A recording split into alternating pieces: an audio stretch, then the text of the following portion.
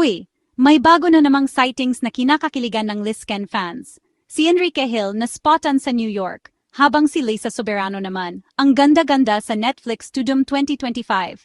Ano kaya ang susunod para sa kanilang dalawa?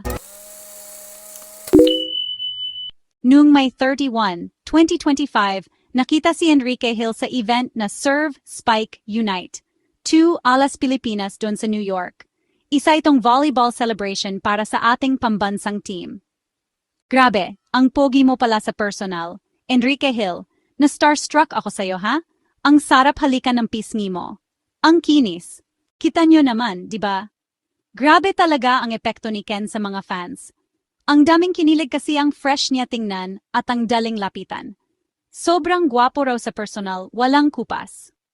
Samantala, doon naman sa Tudum 2025 fan event ng Netflix na ginanap sa The Kia Forum sa Inglewood, California, lahat ng mata nakatutok kay Liza Soberano. Yung napakagandang black dress niya na may golden accent, talagang agaw pansin.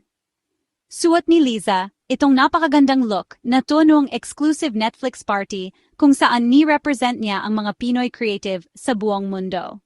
Kasama niya ang ilang international personalities, from Philippines to South Korea to USA. Isa na naman itong patunay na si Liza, global star na talaga. Hindi lang ito, basta pag-attend lang ng mga event ha. Si Liza, talagang pinupush niya ang sarili niya sa iba't ibang creative na bagay, mula sa Hollywood Voice Project na Can I Come In, hanggang sa mga red carpet event. May chika pa nga, baka may kasunod pa siyang project with Netflix. At marami pang events na pupuntahan.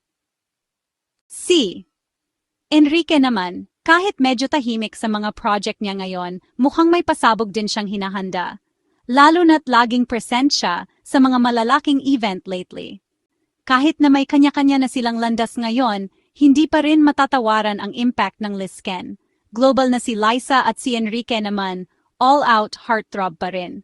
Abangan natin kung may reunion project na nga ba silang nakalinya. Mag-like, comment at subscribe na kayo para sa mas marami pang Lisken exclusive updates.